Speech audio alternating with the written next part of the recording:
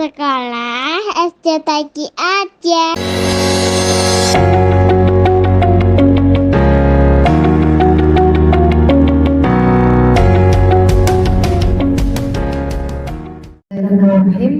Assalamualaikum warahmatullahi wabarakatuh. Innal hamdalillah nahmaduhu wa nasta'inuhu wa nastaghfiruh wa na'udzu billahi min shururi anfusina wa min sayyiati a'malina. May yahdihillahu fala mudilla lahu wa may yudlil fala hadiya lahu. Asyhadu an la ilaha illallah wa asyhadu anna Muhammadar Rasulullah. Amma ba'du.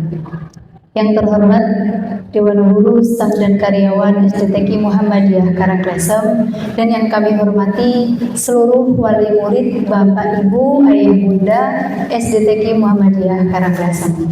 Alhamdulillahirrabbilalamin. Pada kesempatan kali ini kita semua dapat berkumpul dalam acara parenting rutin di parenting wali murid SDTQ Muhammadiyah Karangklesem. Hal ini merupakan nikmat yang luar biasa dari Allah Subhanahu wa Ta'ala.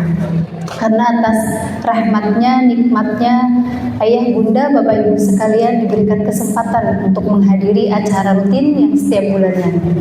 Salawat serta salam semoga tetap tercurahkan kepada junjungan Nabi besar kita Nabi Muhammad Sallallahu Alaihi Wasallam. Semoga kita semua mendapatkan syafaatnya di yaumil akhir nanti.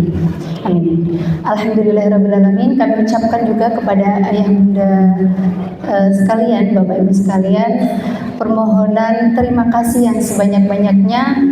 Ini adalah parenting yang awal setelah tahun ajaran baru. Nah, parenting yang awal ini dilaksanakan dengan konsep yang berbeda nih Bapak Ibu sekalian, yang biasanya mungkin sistemnya kajian ataupun hanya diisi oleh satu materi. Pagi ini adalah konsepnya seperti talk show. Jadi nanti akan ada moderator, yaitu saya sendiri, dan nanti akan ada pembicara yang sangat luar biasa yang sudah kami hadirkan jauh-jauh dari Purwokerto, Ibu. Purwokerto. Jadi tema parenting pada pagi hari ini adalah mendidik anak di era digital. Kenapa kemudian kami mengangkat tema yang sangat luar biasa ini? Karena Bapak Ibu sekalian, mendidik anak di era digital itu sangatlah penting. Betul apa tidak Bapak Ibu? Betul nih, karena kita sudah memasuki perkembangan zaman, sudah memasuki perkembangan di mana zaman ini sudah dipenuhi oleh era digitalisasi. Nah, karena informasi yang sangat cepat, kemudian digital yang sudah semakin pesat, maka pendidikan sangat penting untuk menyeimbangkan era tersebut. Karena di era digital, lingkungan belajar baik di sekolah, baik di rumah, baik dari Bapak Ibu gurunya ataupun orang tuanya, itu harus bisa menyelaraskan pemanfaatan teknologi dalam dunia pendidikan anak. Karena pendidikan ini sangat penting apabila kita tidak mengikuti perkembangan zaman. Nanti takut-takutnya kita malah telat dari perkembangan zaman tersebut. Nah, lalu bagaimana tips dan trik agar Bapak Ibu sekalian, baik guru-guru SDTQ maupun wali murid, bisa mendidik anak di era digital? Nah, insya Allah pada pagi hari ini kita akan membahas materi tersebut yang insya Allah akan disampaikan oleh beliau, dosen kami di UMP, meskipun beda program pendidikan, tetapi masih satu naungan di UMP, yaitu Universitas Muhammadiyah Purwokerto. Nah, beliau ini bernama Ibu Diah Kusumastuti SPD MHum. Beliau lahir di Ujung Pandang 20 Agustus 1984. Alamat beliau adalah Desa Karangjambe, RT 2 RW 3, Padamarang. Status beliau adalah menikah. Dan siapakah beliau? Beliau ini adalah salah satu wali murid SDTQ Muhammadiyah Karangklesem. Atas nama Mbak Aisyah dari kelas 5B dan Mbak Faizah dari kelas 3B. Jadi ini adalah program terbaru kami, menghadirkan wali murid untuk mengisi acara di depan. Barangkali nanti bulan depan Bapak Ibu bergantian mengisi di depan. Jadi siap-siap dihubungi kami. Tapi jangan takut juga ya Bunda, nanti akan bergantian juga. Nah, kemudian beliau ini memiliki pengalaman organisasi yang sangat luar biasa yang patut kita contoh, khususnya guru-guru SDTQ. Beliau ini adalah aktivis di organisasi Muhammadiyah, salah satunya di IMM. IMM itu adalah organisasi Ikatan Mahasiswa Muhammadiyah, di mana lingkupnya itu mahasiswa yang berasal dari Universitas Muhammadiyah di Indonesia. Beliau aktif di situ di IMM. Selain itu beliau juga aktif di DPD IMM, di mana DPD IMM ini adalah pengurus inti yang mengurusi daerah Jawa Tengah, IMM se-Jawa Tengah. Jadi beliau yang mengurusi hal itu di kampus-kampus yang ada Muhammadiyah di Jawa Tengah. Beliau yang mengurusi, insya Allah. Kemudian selain itu beliau juga aktif di Nasihatul Aisyah. Beliau ketua pimpinan cabang.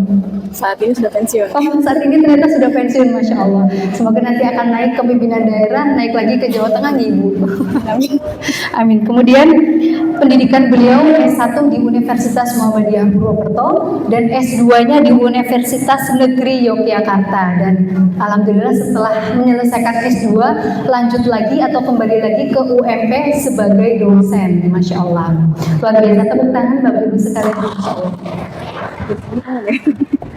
Ya, langsung saja agar tidak menerka-nerka, bagaimana sih tips dan trik atau cara agar kita bisa mendidik anak di era digital. Langsung saja, semoga Ibu Diah kami persilahkan. Bismillahirrahmanirrahim. Assalamualaikum warahmatullahi wabarakatuh. Waalaikumsalam warahmatullahi wabarakatuh. Alhamdulillah, alhamdulillah,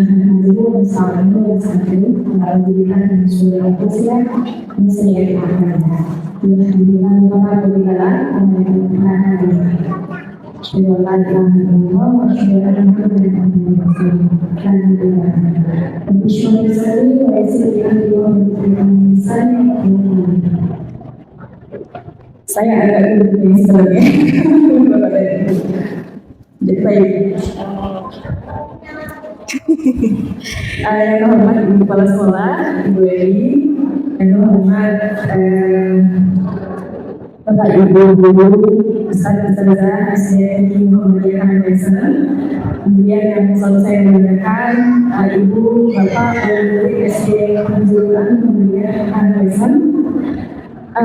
Perkenalkan dulu, saya adalah Dian Sulawesi. Saya tadi sudah mengenalkan ya, tapi sebenarnya agak berlebihan dari beberapa hal begitu.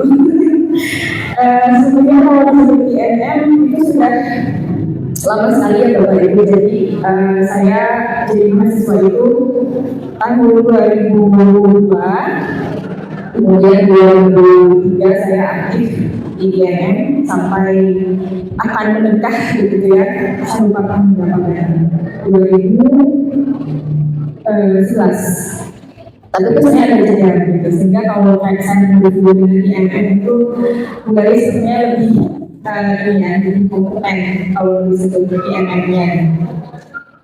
Kemudian setelah uji beliau telah mengumpulkan kita semua di dosen mulia ini, memang memakai Bapak Ibu karena harus di atas ini nggak nyangka kalau saya harus berdiri duduk di sini. Mohon izin, sebelumnya saya ingin sharing terhadap sesuatu hal keresahan kita bersama, dan saya kira ini menjadi PR bersama juga. Dan salam dan salam adalah kepada kita dan dua Muhammad Sallallahu Alaihi Wasallam.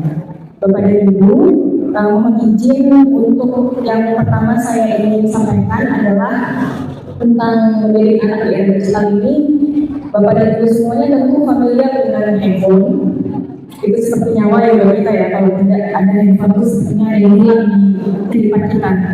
Betul atau tidak? Atau tidak apa-apa sih sebenarnya tidak ada HP gitu ya. Tapi begitu misalnya mau menghubungi sekolah juga tidak bisa. Jadi HP atau internet itu sudah jadi bagian yang sangat wajib ya sepertinya di kehidupan kita. Baik, yang pertama saya ingin sampaikan terlebih dahulu agenda kita hari ini yang akan kita diskusikan adalah terkait dengan apa sih sebenarnya era digital itu, Bapak dan Ibu. Kalau kita sebut digital itu berarti hubungannya dengan apa? Kemudian yang kedua, kita itu termasuk ke antar generasi generasi gitu ya. Dan kita generasi yang mana nih? Mulai termasuk generasi yang mana? Kita bisa lihat termasuk generasi yang mana? Saya termasuk generasi yang mana? Kalau lihat tadi saya tahun lahir saya masih ingat Bapak Ibu? 1984. Baik, tua ya. Sebenarnya tadi saya mau rahasiakan itu, tapi ya sudahlah, tidak apa-apa. Karena wajib TTL berarti ya tempat tanggal lahir, saya harus menyebutkan saya tahun lahirnya ya. Jadi saya lahir di generasi di 1984. Nanti kita lihat ya, saya tentang apa. Kemudian ada fakta ilmiah tentang internet dan digital, mari kita lihat bersama-sama. Kemudian apa sih dampak positif? Tidak sekedar hanya negatif saja ya, kalau kita bilang internet, HP itu kayak wah negatif semua isinya gitu ya. Tapi apakah ada dampak positifnya? Kita lihat. Kemudian tadi disebut oleh Beli juga, mari kita berbagi tips dan triknya. Ini ada orang tuanya yang kayak itu saya banget tuh gitu ya. Anak saya udah sepertinya tidak bisa kalau nggak ada HP, nangis, rewel dan segala macam. Nah di situ ada tips dan trik gimana caranya supaya Bapak Ibu tetap bisa mendampingi anak tanpa HP gitu ya. Baik. Kemudian ada dari Al-Quran, nanti insya Allah ada sedikit dari Al-Quran, lalu kita sharing ya Bapak Ibu, Q&A boleh. Saya akan menjawab sama saya, kemudian kita ambil kesimpulan dari apa yang dijelaskan ini. Baik, ini adalah pengertian dari era digital. Jadi kalau pengertiannya era digital itu adalah periode dalam sejarah di mana teknologi digital telah menjadi dominan dalam kehidupan manusia. Membaca dan berinteraksi, bekerja, berkomunikasi, gitu ya. Bapak Ibu, terutama ibu-ibu yang punya Shopee di dalam HP-nya atau Tokopedia, angkat tangan. 1, 2, 3, 4. Baik. Sepertinya banyak ya. Yang pertama, apakah punya Shopee ibu-ibu semuanya? Atau ada yang jualan online? Ada jualan online? Waduh, angkat-angkat juga ya. Instagram? Ada yang punya Instagram? Facebook? Facebook, saya ya. Facebook, Instagram, sosial media yang lain? WhatsApp masih ada ya. WhatsApp masih ada. Oke. Jadi WhatsApp itu adalah bagian dari sosial media. Nah, Bapak Ibu, kita sekarang coba merefleksi. Jadi kalau kita lihat era digital itu kan segala sesuatu itu berubah gitu ya, sangat cepat. Jadi misalnya ketika kita harus belajar sesuatu itu tidak harus kompulsif misalnya gitu ya. Saya cukup klik aplikasi. Bisa, tenang.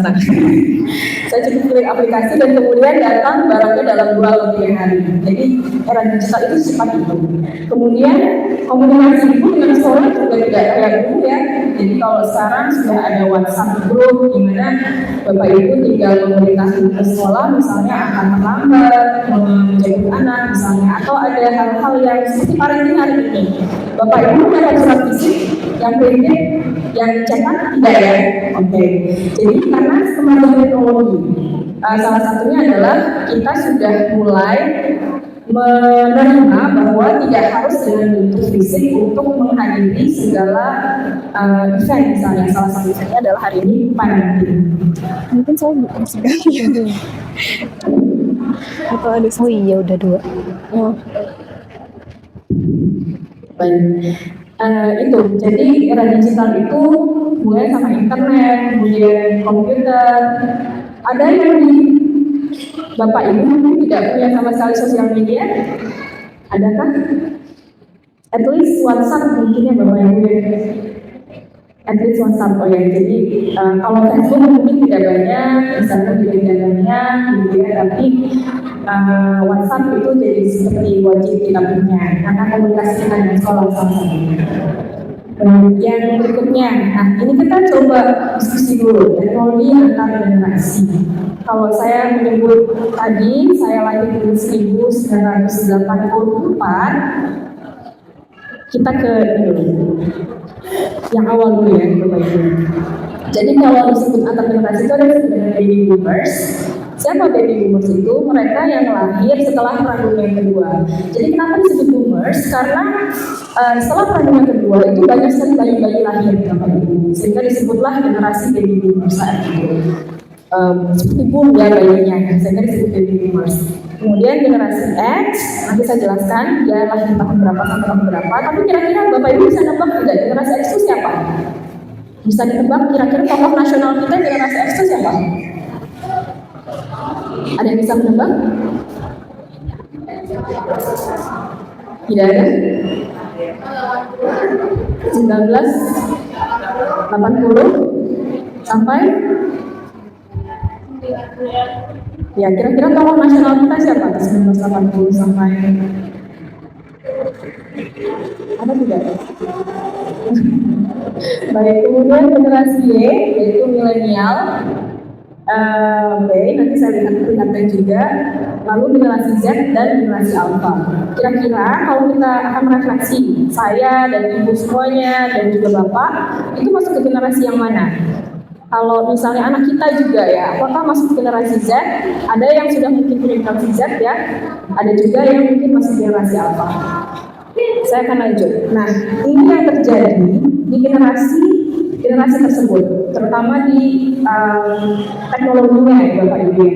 Nah, generasi baby boomers itu lahir di 1946 sampai 1964. Jadi setelah kemerdekaan kita, kemudian 1946 lalu sampai 1964 itu disebut dengan baby boomers. Lalu apa yang diciptakan saat itu ya teknologinya?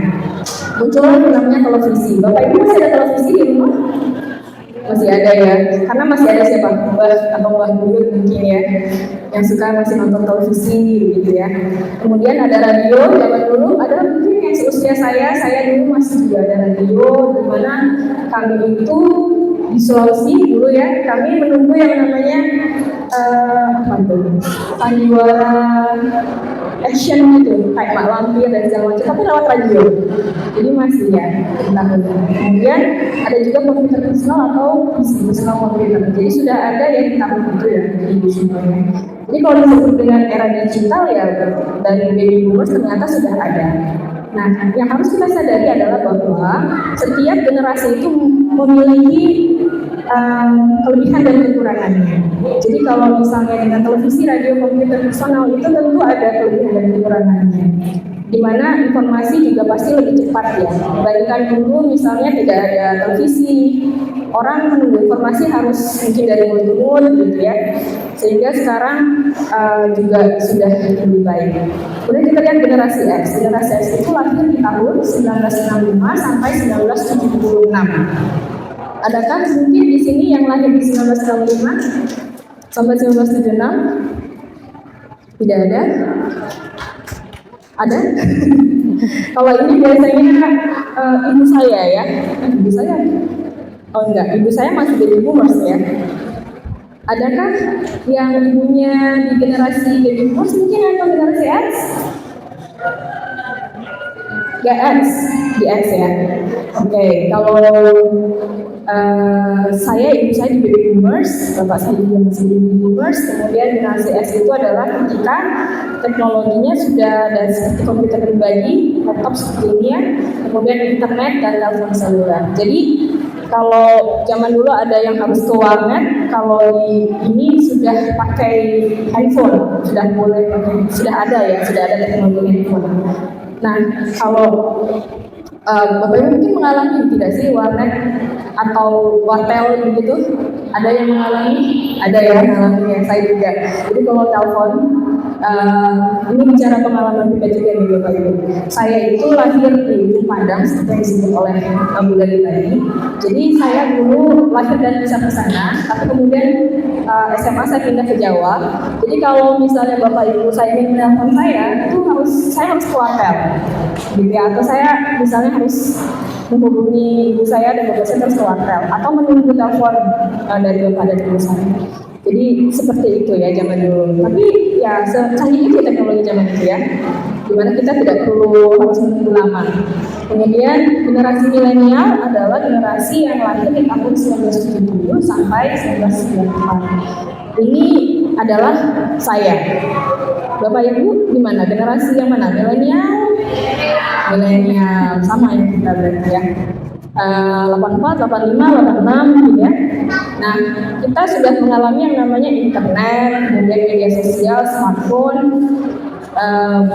Tapi zaman dulu tuh harus ke warnet ya, Bapak Ibu ya nggak sih? Sekarang kan ada hotspot, ada wifi segala macam, handphone bisa jadi sumber internet gitu ya. Tapi zaman saya dulu, kita kalau mau warnet internetan tuh harus ke warnet, harus bayar sekian jam. Ya, ada yang masih ingat ya? Mari kita nostalgia sedikit ya dengan hal itu. Jadi kalau zaman dulu itu kami mau, kalau kami mau ngopi lagu atau mau ambil artikel tertentu, kami harus bayar sekian jam untuk di internet, di warnet ya. Jadi itu lumayan juga jajan kami ya saat itu ya. Kemudian di generasi Z itu di 95 sampai 2010. Adakah Bapak Ibu yang sudah generasi Z? Sepertinya mulai ya mulai di generasi Z. Mulai ini teknologinya semakin canggih ya, jadi ada smartphone, media sosial, sama AI. Jadi AI itu adalah kecerdasan buatan, artificial intelligence. Jadi kalau misalnya zaman dulu tidak ada artificial intelligence, sekarang ada. Semuanya tersedia. Misalnya Bapak Ibu mau nanya apa ke AI ini sudah bisa. Bahkan sekarang sudah ada yang manusia dengan kecerdasan buatan ya. Bukan manusia, robot ya dengan kecerdasan buatan. Karena kalau manusia nggak boleh itu menyalahi. Nah, mulai di generasi Z. Sepertinya Ustazah sebenarnya generasi Z ya? Generasi Z. Generasi Z. Berarti adik-adik kita nih ya. Generasi milenial, kemudian banyak melahirkan generasi alpha sebenarnya. Betul ya Bapak Ibu ya? Atau ada yang punya anak dengan generasi Z? Adakah? Oh tidak ya. Generasi alpha itu adalah yang lahir di tahun 2011 sampai sekarang. Jadi saya juga anak-anak saya itu ada generasi alpha. Nah generasi alpha ini yang paling belum bisa diprediksi Bapak Ibu. Kabarnya belum bisa diprediksi begitu ya. Tapi sangat berpengaruh secara signifikan terhadap kemajuan teknologi yang semakin canggih. Kita lihat ya sekarang kalau anak-anak tuh sudah bisa cepat gitu ya fasenya benar. Alhamdulillah juga SDTI sudah menyalurkan lewat salah satu ekskulnya sekarang. Jadi kita patut bersyukur generasi alpha ini ada tempatnya ya untuk menyalurkan kepintaran dalam hal teknologi. Bahkan sekarang ada coding istilahnya itu bahasa pemrograman yang dulu zaman dulu mungkin kayaknya anak teknik aja yang bisa akses hal-hal seperti itu. Tapi kemudian sekarang dengan kemajuan teknologi yang canggih, anak-anak pun generasi alpha sudah bisa melakukan coding. Oke. Baik, ini adalah fakta ilmiah dari apa yang saya baca begitu ya. Jadi dari Asosiasi Penyelenggara Jasa Internet Indonesia, jumlah pengguna internet Indonesia itu tahun 2024 mencapai 221.563.409 jiwa dari total populasi 278.696.200 jiwa di tahun 2023. Jadi banyak sekali yang sudah mengakses internet.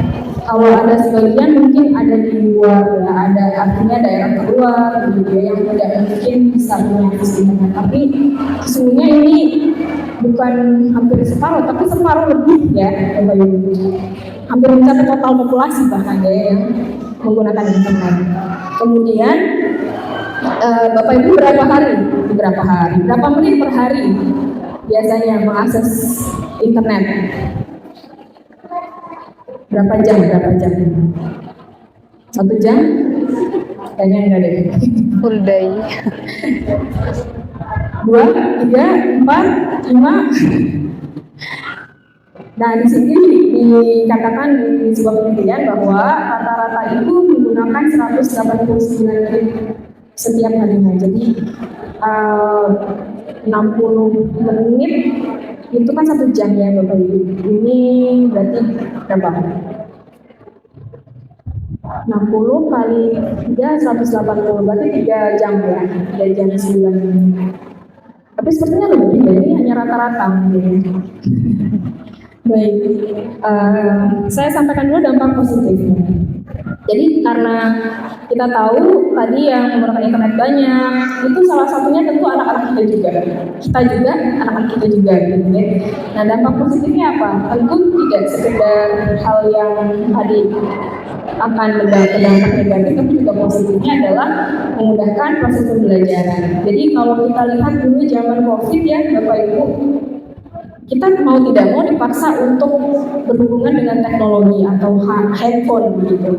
Nah, ini memudahkan proses pembelajaran. Sekarang banyak buku yang digital ya, kemudian banyak juga aplikasi dari pembelajaran yang memudahkan proses kita untuk membelajarkan ke anak-anak kita. Kemudian juga membentuk pola pikir anak gitu ya. Kemudian juga membantu anak dalam kecepatan bermain. Jadi kalau kita lihat misalnya permainan-permainan seperti zaman dulu itu sudah jarang ya. Sebenarnya teknologi juga mengakomodir untuk sekarang tuh anak bisa lebih cepat bermain. Kemudian juga mengolah strategi dan analisa dalam permainan gitu ya.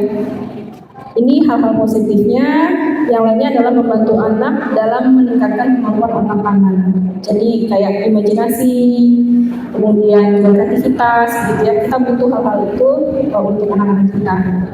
Nah, salah satu hal yang penting misalnya bagaimana anak-anak kita mengembangkan kreativitas itu lewat beberapa aplikasi. Salah satunya mungkin Canva ya. Jadi Bapak Ibu kalau misalnya memutuskan anak saya harus ikut ekskul yang ada di sekolah, salah satunya yang disebut Digifan itu ya Bapak Ibu ya. Jadi menurut saya itu juga hal yang baik karena itu akan merangsang kreativitas anak.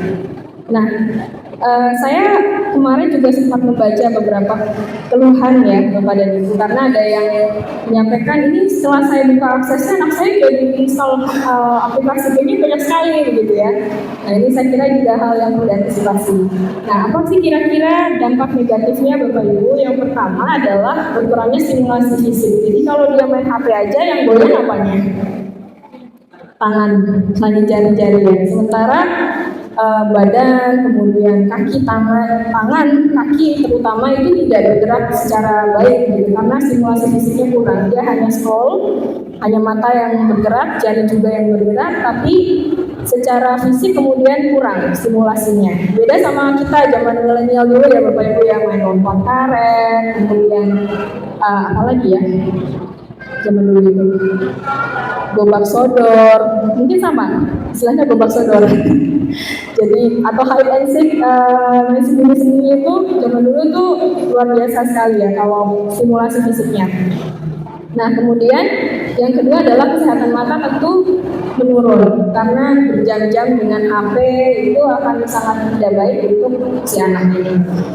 Nah, yang paling akan sangat minim adalah gangguan bicara. Jadi ada Bapak Ibu yang mungkin mudah-mudahan tidak di sini ya. Saya menemui beberapa fenomena di mana disebutnya speech delay Bapak Ibu. Jadi ketika anaknya rewel diberilah handphone, sehingga akhirnya si anak jadi tidak punya peningkatan vocabulary atau kosakata begitu dalam perkembangan bahasanya, sehingga akhirnya menimbulkan speech delay. Dia tidak belajar untuk mengatakan hal di luar mama misalnya ya. Jadi itu yang kemudian jadi dampak negatif. Jadi aspek bicara dan bahasa. Kemudian anak juga menjadi terisolasi.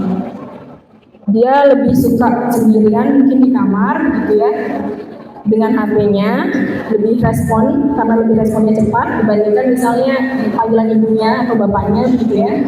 Kemudian anak juga jadi tidak berminat berinteraksi dengan lingkungannya. Nah, ini jangan sampai ya, jangan sampai dipisahkan. Anak juga tidak mampu mengungkapkan keinginannya dengan ekspresi yang tepat. Jadi seharusnya tidak usah nangis misalnya ya, untuk minta sesuatu, tapi kemudian dia nangis gitu. Dan tidak mampu berkomunikasi secara nonverbal, dapat menghambat pengenalan bahasa ibu pada anak, serta tidak mampu melakukan kontak mata. Jadi ini hal yang menurut saya fatal ketika kita terlalu berlebihan. Jadi kalau misalnya memang masih oke untuk diberi HP selama tidak berlebihan, maka akan baik-baik saja sebenarnya gitu. Nah, ini hal-hal negatif ini adalah ketika kita memberi anak akses HP internet itu secara berlebihan. Nah, ini saya ambilkan dari beberapa penelitian orang ya Bu ya, dari Universitas Airlangga Surabaya, di mana ketika ada responden ini, dua kelompok responden. Yang pertama ada pengawasan terhadap anak ketika dia main gadget, tapi ada juga yang responden yang tidak sama sekali gitu. Jadi ini dibandingkan mana yang memberi pengawasan, mana yang tidak, di umur 4 sampai 5 tahun. Nah, ketika dilihat ternyata hasil penelitiannya itu didapatkan memang ketika tidak ada pengawasan, perkembangan bicara dan bahasa anak ini jadi sangat kurang gitu ya. Sementara untuk yang mengawasi, dengan pengawasan itu dia punya perkembangan bahasa yang baik, sehingga ini jadi pelajaran. Ini penelitian ilmiah nih Bapak Ibu, sehingga tidak bisa kemudian kita sampaikan, oh kalau saya nggak usah diawasi, anak saya juga bisa bicara kok gitu ya. Ini sudah ilmiah sehingga terbukti bahwa kalau kita tidak menguasai anak kita dengan baik terhadap penggunaan gadgetnya, perkembangan bicara dan bahasa anak juga akan hambat gitu. Kemudian implikasinya apa? Sehingga Bapak Ibu diperlukan untuk tetap meningkatkan pengawasan ya terhadap bagaimana anak memegang HP dia, memainkan gitu ya, mengakses banyak aplikasi game misalnya, tapi juga diawasi karena ini sudah jelas. Yang berikutnya adalah mengukur dampak tumbuh kembang. Ini penelitian yang lain dari Universitas Negeri Makassar, di mana penelitian ini mengeksplorasi dampak penggunaan gadget pada perkembangan bahasa, kognitif, motorik, dan moral anak. Jadi ada dampak di perkembangan bahasa, kognitif itu bagian pengetahuan ya Bapak Ibu ya. Lalu motorik itu adalah gerak. Jadi anak-anak gimana nih bagian geraknya. Kemudian moralnya seperti apa? Dilihat. Nah, penelitian ini kemudian menghasilkan atau menunjukkan bahwa penggunaan gadget yang berlebihan dapat berdampak negatif terhadap perkembangan bahasa anak. Anak-anak jadi lebih fokus pada gadget. Jadi memang ketika berlebihan, maka dia lebih fokus pada gadget. Penurunan konsentrasi belajar. Jadi konsentrasi belajarnya juga semakin menurun. Jadi dia minat menulis dan membacanya juga menurun, gitu ya. Kemudian yang berikutnya, aktivitas anak juga terbatas begitu ya karena penggunaan gadget tersebut. Lalu perkembangan motor juga menghambat dari gadget tersebut. Kemudian karena konten yang karena berlebihan, akhirnya ada konten yang sebenarnya tidak perlu diakses anak gitu ya. Anak kita tuh kena gitu ya, terpapar kalau bukan kita. Jadi konten yang tidak layak pada gadget dapat mempengaruhi perkembangan moral anak. Jadi oleh karenanya disebut di situ bahwa Bapak Ibu perlu sangat memberi pengawasan ya terhadap anak, memberi batasan bagaimana supaya anak tidak sampai berlebihan gitu. Nah, ini adalah 7 tips mendidik di era digital atau istilahnya digital parenting. Ada 7. Yang pertama, Bapak Ibu boleh menambahkan jika ini masih kurang. Saya kira kita punya trik masing-masing, tapi dari saya yang pertama adalah membuat peraturan penggunaan gadget Bapak Ibu. Jadi saya membicarakan pengalaman saya sendiri, mohon izin untuk 2 anak saya yang perempuan ini, saya membatasi mereka untuk tidak menggunakan gadget kecuali untuk akses WhatsApp group, misalnya ada gurunya memberi PR gitu ya, atau ustazahnya memberi tugas hafalan gitu, saya bolehkan mereka untuk mengakses gadget. Jadi itu jadi kesepakatan kami bersama dari awal. Nah, pada saat hari akhir gitu, kami betul-betul memberi peraturan itu. Jadi HP hanya boleh untuk mengakses tugas-tugas akademik gitu ya. Untuk hal-hal di luar itu bagaimana? Saya dan suami bersepakat bahwa anak-anak kami hanya boleh mengakses hal di luar akademik itu di gadget mereka hanya di akhir pekan. Jadi di Sabtu sama Minggu itu kami hanya bolehkan mereka untuk akses gadget. Jadi membuat peraturan itu memang betul-betul dari awal. Ketika mereka sudah betul-betul ini ya matang ya. Jadi nanti saya akan memberitahu Bapak Ibu sebenarnya di tahun berapa kita bisa memberi peraturan, membuat peraturan bersama, gitu ya. Nah kalau misalnya weekend gitu ya Bapak Ibu, kok tiba-tiba saya dan suami atau kami anak-anak keluarga itu harus ada acara, kami harus membayar denda istilahnya begitu sih. Jadi nanti pada saat misalnya hari aktif mereka tetap boleh mengakses tapi sesuai dengan jam tadi, misalnya tidak mengganggu sekolah, tidak mengganggu jam belajar gitu ya. Intinya prioritas supaya perlu dikerjakan, kemudian boleh membayar tadi yang berkosongan di weekend tadi. Kemudian membatasi screen time anak yang kedua. Nah screen time itu untuk apa Bapak Ibu?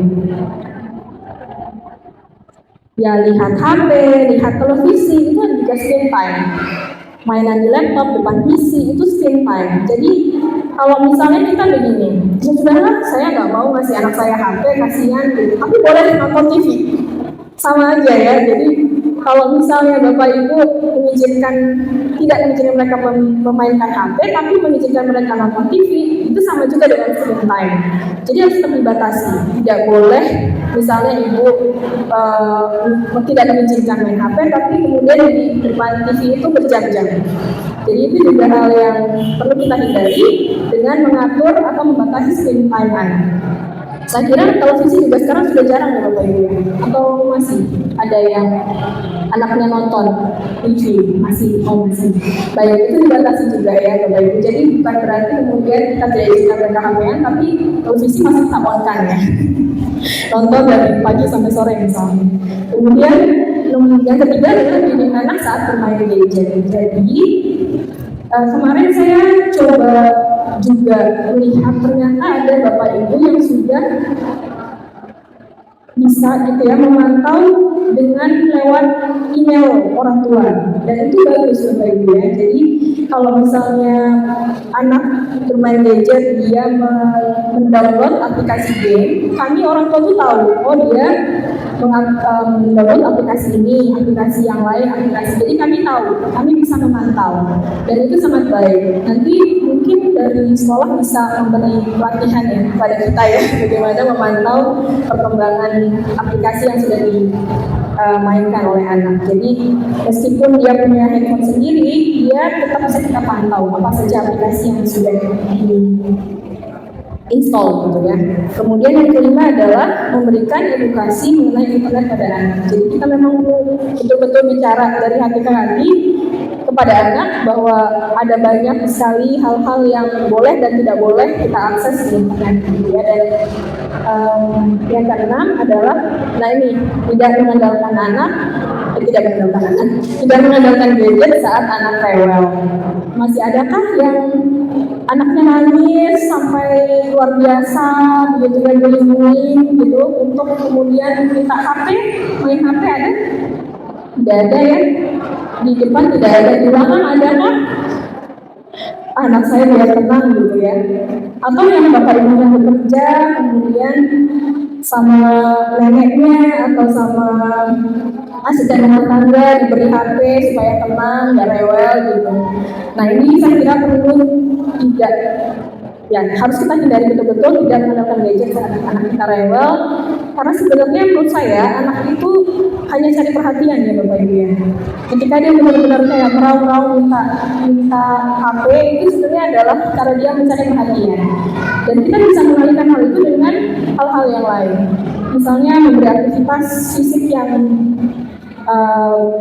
bervariasi ya, main-main bersama dengan Bapak Ibu misalnya itu. Jadi sebenarnya dia lebih ke mencari perhatian, sehingga kalau anak kita rewel sampai guling-guling gitu ya, ada yang seperti itu mungkin sebenarnya dia hanya ingin mencari perhatian kepada ibu. Jadi tidak harus dipenuhi dengan gadget. Yang ketujuh adalah menyeimbangkan aktivitas anak di dunia maya dan dunia nyata. Jadi ya kita harus menstimulasi anak misalnya main sepeda gitu ya, ya. Jangan sekedar misalnya kalau dunia maya berarti ya main HP terus, Mobile Legends atau misalnya apa? Karena sekarang tuh Roblox ya, yang berbahaya itu yang kemarin saya pernah baca, mainan Roblox sampai bisa ini Bapak Ibu menyetir seolah-olah dia itu di dunia nyata gitu.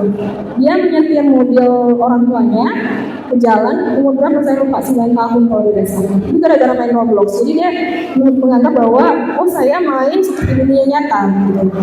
Itu semua biasa negatif ya, pengaruh dari permainan yang harusnya kita didik dari awal bahwa tidak semua hal itu bisa diterima gitu. Harus kita pahamkan bahwa ada hal-hal yang hanya sekedar di dunia maya, tapi juga di dunia nyata ya kamu harus belajar untuk bisa menentukan di umur berapa misalnya gitu ya.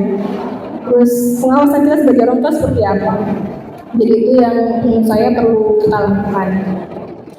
Nah, ini adalah panduan dari WHO di mana di umur 0 sampai 2 tahun, Bapak Ibu, tidak boleh ada stimulus gadget sama sekali. Jadi betul-betul kita itu perlu membangun kontak mata ya dengan anak 0 sampai 2 tahun, bermain bersama misalnya seperti itu, kemudian dialog supaya vocabulary dia nambah ya, tidak ada speech delay itu di umur 0 sampai 2 tahun, sehingga tidak diperlukan stimulus gadget sama sekali. Misalnya memang ada banyak aplikasi gitu ya di handphone kita, tapi ini sangat disarankan di umur 0 sampai 2 tahun itu tidak ada akses sama sekali terhadap gadget.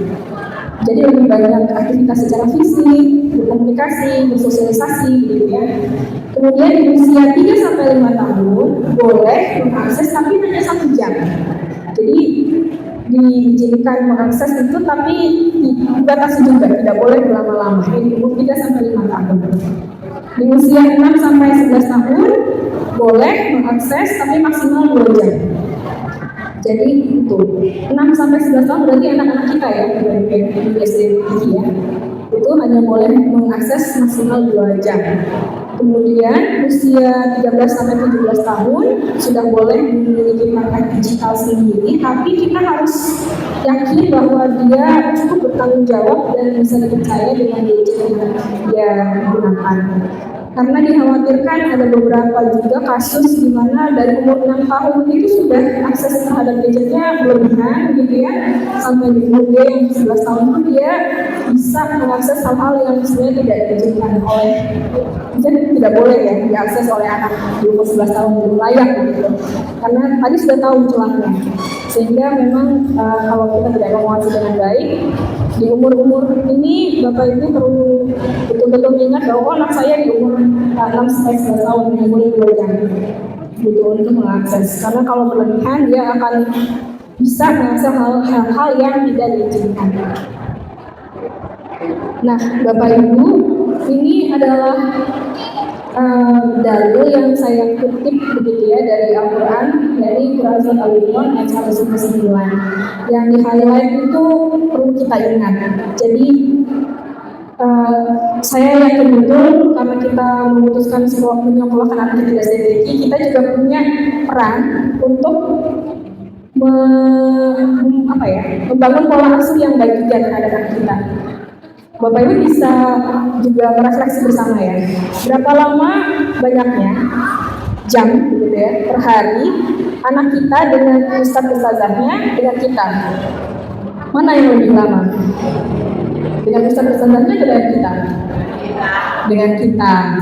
Berapa jam Bapak Ibu? Ada yang hitung dia akan berangkat kira-kira jam 7 ya dari rumahnya, jam 7 kemudian pulang jam 3, berarti dia dengan kita mulai praktis jam 4 gitu ya, jam 4 sampai pagi lagi. Nah, saya yakin sekali pola asuh kita akan sangat baik karena tidak ada ya simulasi fisik, simulasi fisik, pola asuh yang kayak kekerasan fisik tidak ada ya. Karena ini sudah diatur bahwa kita harus rawat anak kita atau memberi pola asuh yang lemah lembut. Jadi kalau misalnya anak perempuan contohnya ya, salah satunya, karena saya punya anak perempuan ya. Kalau anak laki-laki saya nggak tahu bisa diajak ngobrol atau tidak ya. Susah ya. Lari-lari ya. Jadi saya kira itu peran bapak. Katanya kalau misalnya ya anak perempuan aja itu juga peran bapak luar biasa ya, ya Pak ya. Jadi kalau misalnya memberitahu ke anak perempuan itu juga perannya bapak katanya begitu ya. Memberitahu hal mendasar misalnya bagaimana harus menutup aurat, kemudian bagaimana menjaga diri. Saya kira itu juga pola asuh yang perlu kita bangun bersama, tidak cuma hanya ibu atau bapak saja, tapi juga kedua orang tua ini. Nah, lemah lembut itu saya kira juga ketika misalnya anak ibu pulang ke sekolah gitu ya. Anak saya itu bisa sangat ekspresif Bapak Ibu. Jadi ya keduanya punya pribadi yang berbeda. Alhamdulillah keduanya bisa sangat ekspresif gitu ya. Ketika cerita ini ada ustadz baru misalnya begitu ya. Oh ini ada ibu guru baru begitu. Tadi Ustazah Leli seperti ini gitu. Jadi cerita hal begitu saya kira hal-hal itu yang perlu sangat kita butuhkan ketika di rumah. Bapak Ibu. Jadi jangan sampai mereka datang ke rumah terus main HP, udah tidak ada komunikasi yang tadi ya. Saya kira lemah lembut itu adalah bagian dari dua arah itu, bahwa anak bisa mengekspresikan perasaannya ketika di rumah, kita juga bisa mewadai apa yang diekspresikan oleh anak. Jadi bukan sekedar kayak orang tua juga jangan judging ya Bapak Ibu ya. Kamu sih gini-gini gitu ya. Jadi itu juga yang harus kita hindari. Nah, kemudian kalau mereka salah kita perlu memaafkan mereka. Saya juga belajar Bapak Ibu bagaimana cara minta maaf ya sebagai orang tua. Jadi kalau misalnya kita, adakah gengsi dari Bapak Ibu yang merasa bahwa ngapain saya minta maaf sama anak gitu? Tidak ya. Jadi kalau minta maaf itu yang salah bukan yang salah atau yang benar, maksud saya tidak harus dari anak ya. Jadi kalau kita merasa bahwa ada sesuatu yang misalnya ya kita yang salah ya kita harus minta maaf gitu. Begitu juga sebaliknya, kalau ada kesalahan dari mereka ya kita perlu juga memaafkan. Misalnya kalau dalam era digital ini kan handphone gitu ya. Kesalahannya misalnya melebihi kesepakatan gitu ya kita maafkan tapi jangan diulangi lagi misalnya seperti itu. Jadi itu yang harus jadi patokan kita. Yang ketiga di sini adalah bermusyawarah. Jadi komunikasi tadi dua arah itu kita sepakat misalnya hanya di weekend boleh main HP, tapi kemudian kalau misalnya weekend ternyata kami semua harus keluar rumah dan tidak ada yang akses gadget atau artinya dia tidak bisa punya privilege seperti ketika weekend biasanya gitu ya, harus bagaimana? Jadi dimusyawarahkan.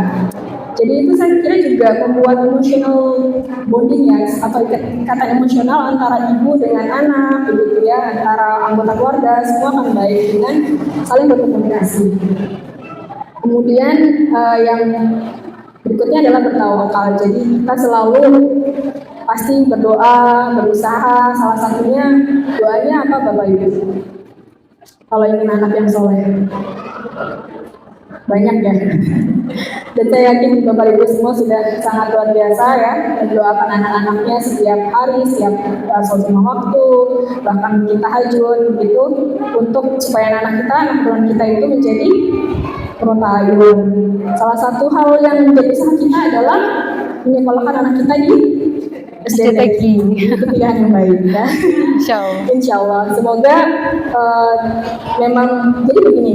Kenapa disebut tadi bertanya soal bagaimana jam yang lebih lama antara kita sama SD atau sekolah gitu ya, karena interaksi kita dengan anak itu lebih lama Bapak Ibu. Sehingga kita tidak boleh kemudian menyerahkan sepenuhnya gitu ya. Kita ingin anak kita jadi soleh itu dengan menyekolahkan SDTG, tapi kita tidak pernah mencoba berusaha untuk di rumah itu seperti apa gitu pola asuhnya. Hanya menyerahkan sepenuhnya juga tidak boleh. Jadi sesungguhnya semua punya peran. Jadi pola asuh yang baik di rumah, kemudian juga di sekolah tentu anak juga dirangsang atau stimulasi dengan hal-hal yang baik, dengan pelajaran dan fondasi imannya ya, iman Islamnya. Nah, yang berikutnya tadi tawakal. Kalau kita sudah berdoa, berusaha, kita tinggal menyerahkan ya. Semoga Allah melindungi anak-anak kita gitu ya.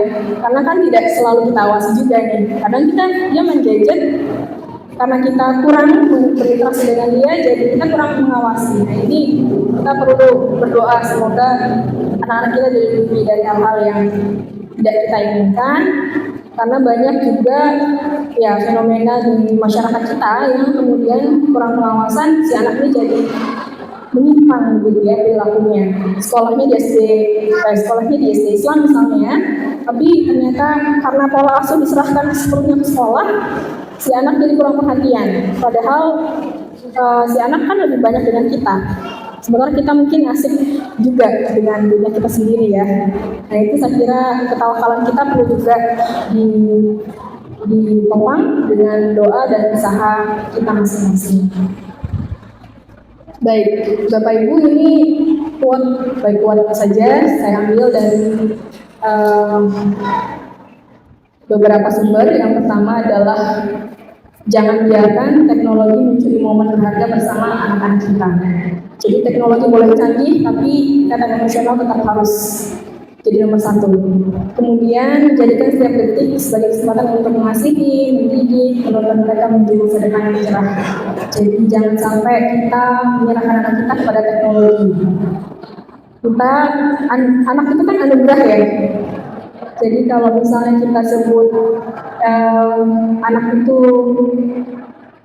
anugerah ya, berarti kita harus merawat dengan baik, mengasihi dengan baik, gitu ya. Tidak boleh kemudian kita serahkan sepenuhnya ke orang lain untuk dididik begitu.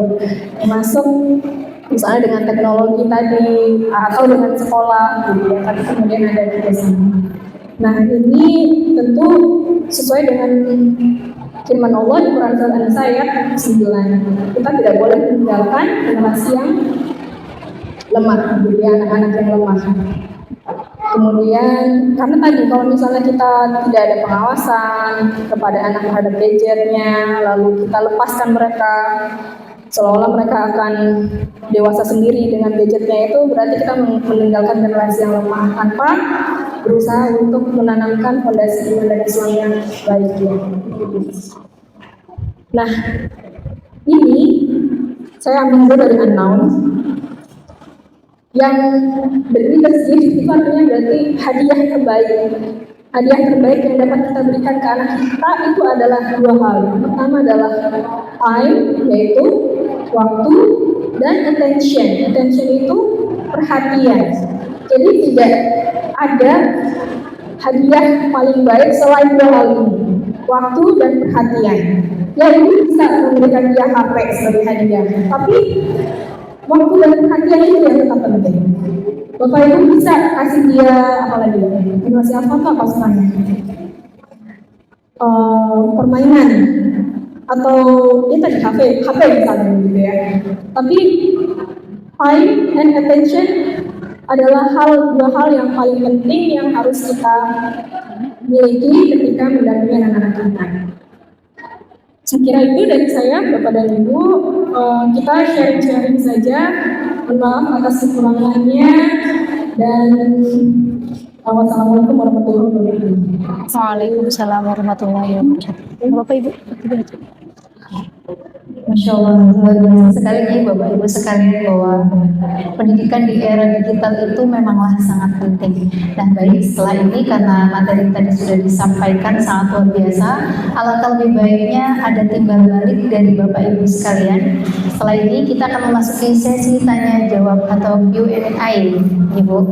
Monggo kami persilakan kepada Bapak Ibu ayah bunda sekalian, barangkali mungkin ingin mencurahkan isi hatinya ataupun ingin bertanya atau ingin kepo-kepo nih ayah bunda sekalian terkait tentang pendidikan anak. Monggo kami persilakan bagi yang bertanya.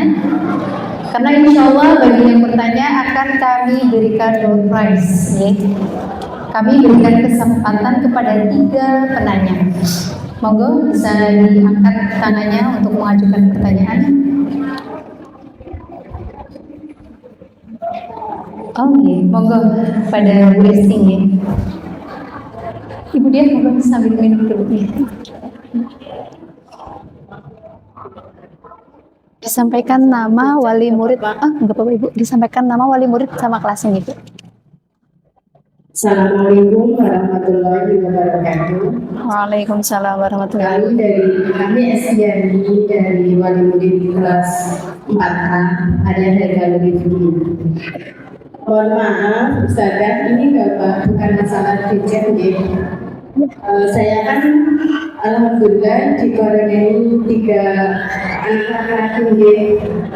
Terus saya itu dari SD sampai SMA, anak saya itu kalau pas sholat subuh nggak ke masjid,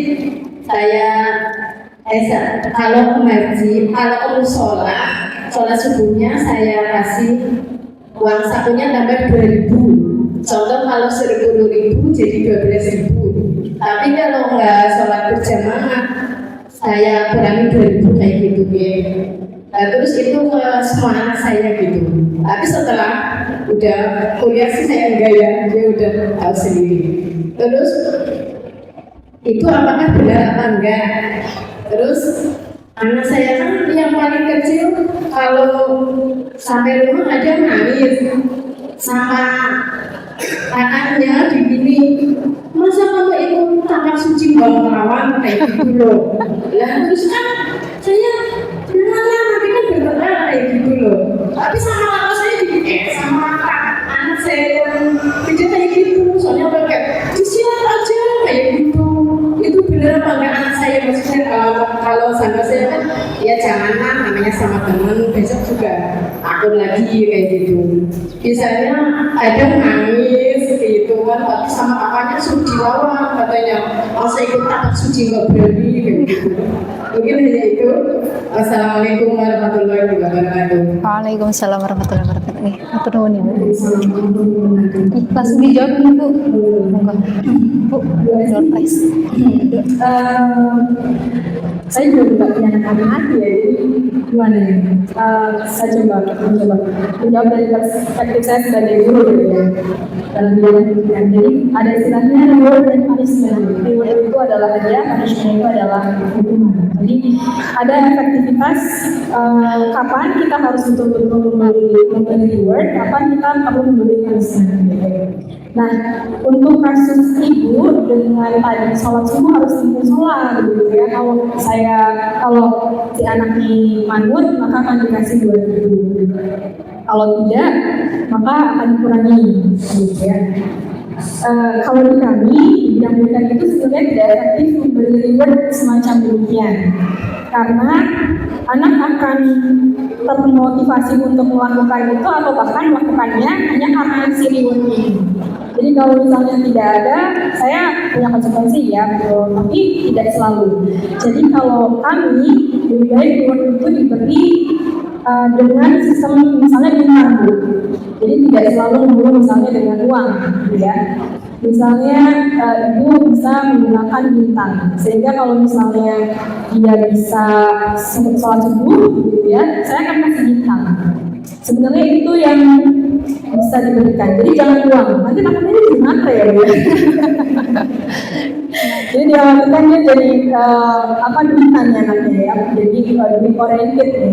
Jadi dikhawatirkan itu. Yang pertama, kalau diberi terus menerus dia itu tidak efektif karena dia akan melakukan sesuatu berdasarkan reward yang ibu janjikan.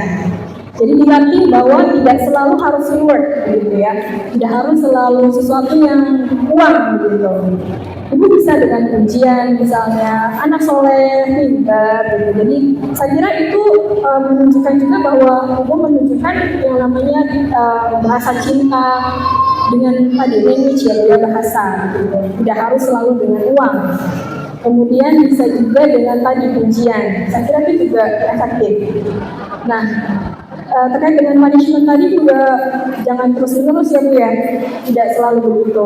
Jadi kalau misalnya dia akhirnya punya kecerdasan interpersonal ya. Jadi, oh kalau saya sholat subuh itu pahalanya apa? Jadi dipahamkan juga bahwa anak laki-laki yang sholat subuh di sholat atau di masjid itu punya keistimewaan apa? Itu harus dipahamkan dulu ke anak ini. Umurnya berapa ya Bu?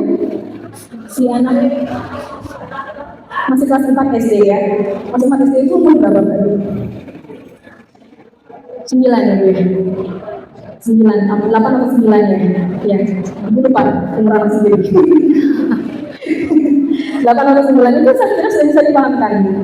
Tapi tidak usah terlalu formal ya, misalnya, kamu tahu nggak sih sini sama ibu gitu ya. Tapi ajak main-main misalnya. Terus ini loh ada keistimewaan. Kalau anak laki-laki sholat di masjid itu ini. Tapi diajak main-main misalnya dulu. Jadi tunggu dia relax gitu ya. Tidak harus sampai yang betul-betul formal sekali gitu. Ibu ajak ngobrol dari hati ke hati. Kalau komunikasi dengan anak laki-laki gimana Bu? Apakah boleh? Sepertinya ada ininya juga ada.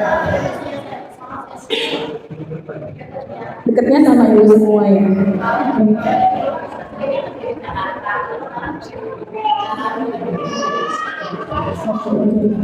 Ya, saya kira ya, memang pola asuh harus keduanya ya, kerjasama antara ibu dan bapak begitu. Tapi dengan membangun komunikasi yang baik ke anak, bahwa pahamkan bahwa ada keistimewaan untuk anak laki-laki yang sholat di masjid itu, menurut saya itu yang penting pahamkan dulu. Kemudian kalau misalnya reward tadi tidak harus terus-menerus dan jangan dengan pakai uang terus, begitu ya. Itu bisa dengan kalimat pujian, gitu. Sambil mendoakan kan gitu ya, anak soleh, gitu misalnya. Jadi kan kita juga mendoakan. Saya kira itu hal yang efektif. Tadi dibandingkan misalnya kita beri reward yang terus-menerus dengan uang. Yang dikhawatirkan kalau dia tambah besar, dia akan berpikir bahwa oh kalau saya melakukan hal yang positif, itu saya akan dikasih uang. Padahal tidak selalu dengan uang kan ya. Hal yang lain misalnya kita lebih dihargai misalnya, kemudian orang akan lebih kita ya orang akan tahu kita baik begitu, tidak harus dengan tadi profit oriented ya. Khawatirkan nanti si anak jadi kayak pokoknya apa profit ya, kita berupa uang gitu, itu yang dikhawatirkan. Kemudian yang kedua tadi, anak saya sukanya silat yang kecil, kemudian si kakaknya kayak memprovokasi ya, kalau ada apa-apa di sekolah tuh ya bawa kamu terus ini gitu ya. Gimana ya? Ya, saya kira ibu sudah baik mendampingi dengan memberitahu bahwa menyeimbangkan ya antara kalau anak kan lebih emosional. Jadi saya kira wajar juga si anak ini yang kakaknya ini memberitahu sedikit cerita karena memang emosinya ya pokoknya kalau ada yang bikin kamu kesel ya kamu lawan gitu, sebatas itu.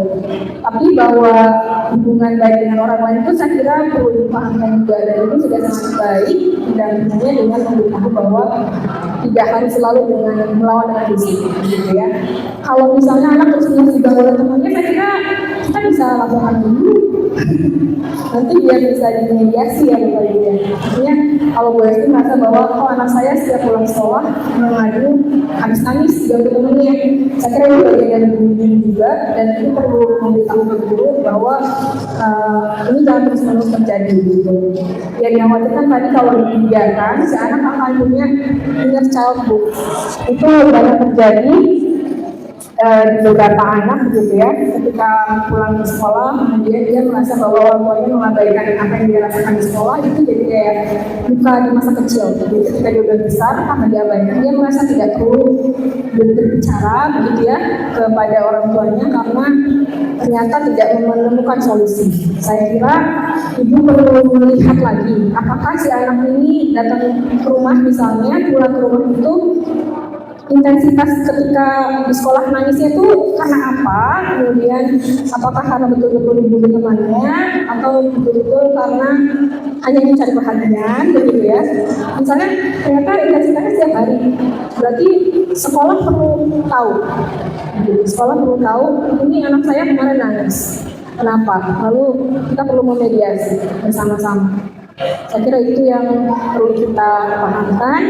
Jadi kalau anak ibu yang gede ya perlu juga dipahamkan bahwa tidak selalu dengan fisik ya lawannya. Ya, tapak suci itu kan sebenarnya alat kita untuk membela diri, tapi juga boleh mendekar tapak suci ya. Jadi saya kira dengan kemampuan tapak suci itu jadi nilai plus, cuma tidak untuk menjadi sarana yang tidak tepat gitu untuk kemudian melawan orang lain dengan kekerasan. Tapi kalau misalnya ya tadi kalau misalnya udah dalam kategorisasi bullying, saya kira perlu sekolah paham, kemudian juga ibu belum berkomunikasi dengan guru dan sekolah juga seperti itu. Semoga membantu. Cukup. Begitu Bu Esti, insya Allah penjelasannya sudah sangat jelas. Monggo kami persilakan kepada penanya lagi, pada Ibu. Siapa? Oh, titipan harus baca sendiri. Iya. Baca sendiri. Karena ini ada titipan, mohon maaf untuk sesi ini tidak bisa dititipin Bapak Ibu, jadi bisa untuk menyampaikan langsung agar nantinya bisa saling berkenalan dengan Bapak Ibu yang lainnya juga, dan nanti akan lebih tahu kondisi yang mungkin Bapak Ibu alami sendiri. Bagaimana? Oh gini, ibunya Fatih dan Masya Allah ini. Monggo Ibu. Berdiri Ibu sambil diperkenalkan anaknya. Duduk ya. Yang ini. Assalamualaikum warahmatullahi wabarakatuh. Saya wali dari kelas 5 sama kelas 2. Bagaimana cara membersamai anak-anak yang kurang percaya diri juga Bu. Dopresnya dibagi nanti maju sekalian. Hah? Oh ya udah nggak apa-apa. Kalau mau dikasih langsung nggak apa-apa sih sebenarnya. Monggo Ibu langsung dijawab.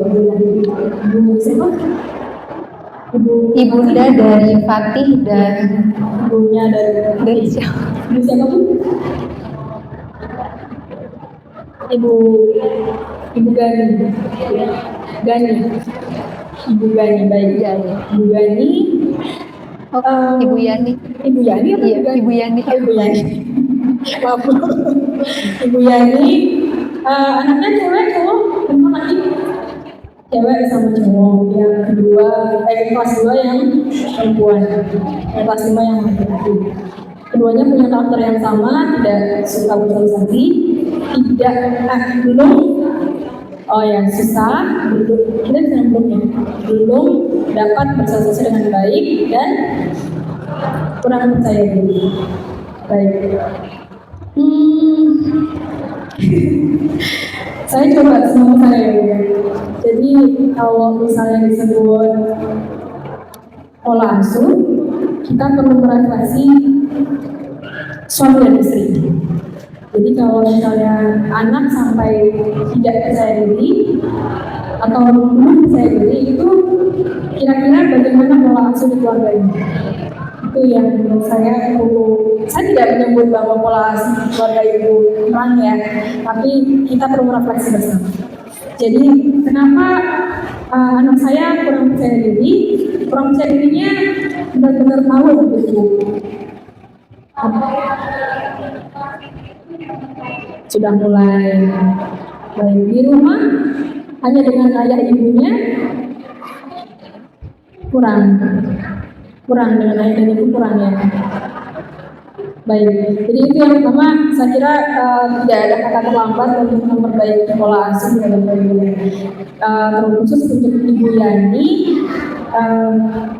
Mulai sekarang karena sudah sadar ini mumpung nih anak masih golden age ya, jadi masih di usia-usia keemasan ini, tidak ada kata terlambat untuk membangun percaya diri mereka dengan cara tadi bapak dan ibu harus betul-betul mengawal bersama, tidak hanya ibu sebagai ibu begitu ya, tapi juga suami sebagai bapak. Jadi menurut saya bagaimana membangun anak yang percaya diri itu adalah dengan terutama perempuan, karena kalau perempuan itu berarti dia harus dekat juga dengan bapaknya. Nah, bapak ini orang yang penting memberitahu bahwa ada hal-hal prinsip misalnya. Percaya diri itu bukan berarti kalau tidak percaya diri itu bukan berarti kemudian tidak harus malu begitu ya. Malu boleh, tapi tetap harus percaya diri. Malu itu kan sebagian dari iman katanya gitu ya. Jadi tetap membangun adab malu, tapi tetap harus percaya diri. Dan percaya diri itu saya kira by the time itu berarti seiring waktu berjalan, insya Allah anak ibu akan semakin baik gitu. Karena itu ada hal psikologis yang harus dibangun gitu, terutama di keluarga. Nah kalau anaknya ingin anaknya percaya diri, berarti ibu dan bapaknya juga harus membimbing, mengasuh bersama-sama dengan intensitas yang baik ya, supaya anak ini bisa percaya diri. Salah satunya adalah dengan tadi Bu, misalnya dia pulang sekolah tanyakan, tadi di sekolah ngapain aja, tadi di sekolah ada yang bikin sedih tidak misalnya. Saya nggak dengar Bu, boleh nih. Gimana Bu? Kalau yang kelas 5 biasanya tanggapannya bilangnya susah cita, mau dari mana ceritanya saya nggak tahu gitu. Kalau yang kelas 2? Kelas 2 ya lebih bisa ya yang bisa gitu. Oke. Berarti memang baru sudah baik usahanya, jadi tinggal bagaimana mengemasnya. Saya kira anak-anak juga harus kita lihat moodnya ya. Kalau moodnya lagi capek misalnya dari sekolah, ya jangan langsung tanyain ya. Perlu misalnya pas makan bersama, jadi ada momen makan bersama, itu kita perlu tanyakan. Tadi di sekolah ngapain aja, ada pelajaran apa yang mungkin menyenangkan, atau tadi katanya ada ustaz baru atau guru baru gitu. Dengan saja ya. Jadi saya kira dari grup kita bisa tahu bahwa oh ini kelas 5 kita ini apa saja. Kita tidak harus apa ya istilahnya ya. Karena kita tahu, kita tuh seperti dalam tanda kutip pura-pura tidak tahu. Karena ini tahu perasaan anak gitu. Misalnya, oh ya tadi katanya main lomba makan kerupuk misalnya gitu. Ini makan kerupuk lama-lama enggak? Gitu. Jadi kita harus melakukan juga bahwa ibu perlu berbicara tentang hal yang ringan saja. Misalnya tadi kan sudah ada usaha ya Bu ya, si anak kemudian menjawab bahwa aduh bapak bingung mau mulai dari mana gitu. Berarti dia sudah mulai berusaha untuk mengeluarkan perasaannya, cuma dia bingung mulai dari mana. Itu bisa misalnya oh ya tadi kan kakak habis lomba lomba Memasukkan air ke dalam botol. ya, memasukkan air ke dalam botol. Nah itu perasaannya bagaimana? Jadi itu bisa mulai bertanya karena dia sudah mulai berusaha juga untuk mengekspresikan ya dia. Kakak bingung mau mulai dari mana ceritanya, berarti kan dia sebenarnya sudah mau cerita, cuma dia bingung mulai dari mana. Saya kira itu jadi salah satu kunci membangun diri adalah dengan komunikasi keluarga itu. Itu yang penting. Ya percaya diri itu bukan berarti kita juga tidak malu gitu, tidak, karena malu itu juga penting. Membangun adab malu itu penting, tapi juga kemudian percaya diri juga penting. Ibu jangan khawatir karena saya kira itu bisa dibangun dan anak ibu juga masih dalam usia emas, insya Allah masih bisa dibentuk gitu ya kepercayaan dirinya. Yang lain tadi apa Ibu? Oh iya, susah bersosialisasi. Apa Bu indikator susah bersosialisasi itu? Ini gitu.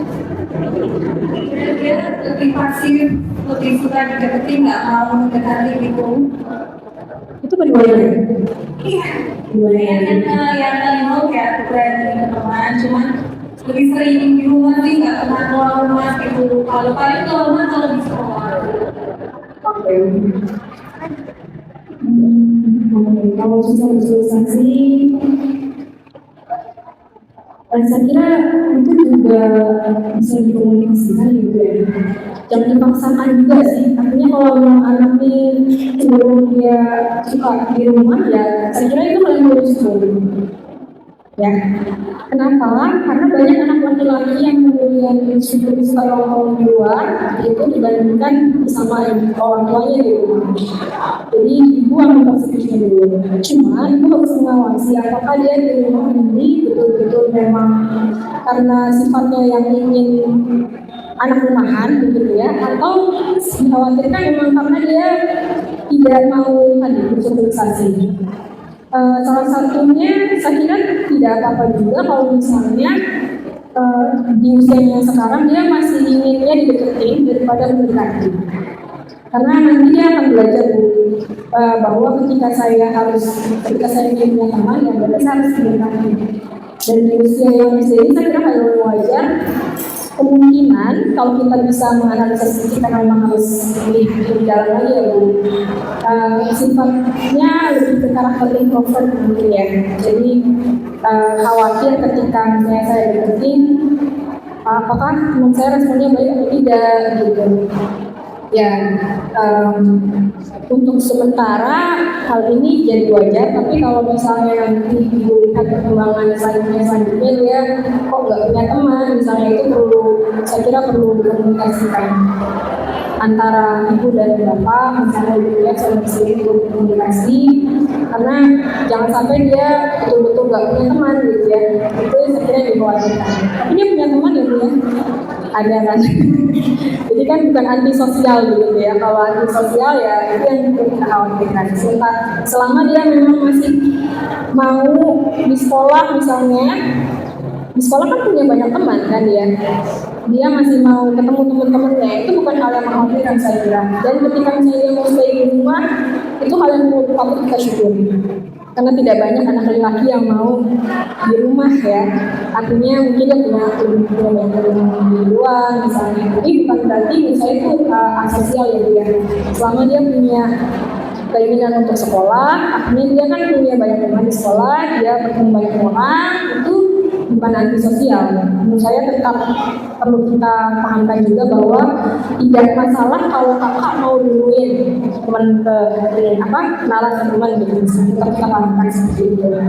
Tapi kalau misalnya mengkhawatirkan nih sudah tidak mau sekolah, tidak mau teman-temannya, begitu ya, itu yang saya kira akan berarti berdampak ke kejiwaan si anaknya. Jadi selama memang belum sangat mengkhawatirkan ya, misalnya masih mau sekolah, dia semangat bangun pagi untuk berangkat ke sekolah, saya kira itu bagian yang menurut saya perlu kita pertimbangkan bahwa sebenarnya anak saya pandai bersosialisasi dengan caranya sendiri.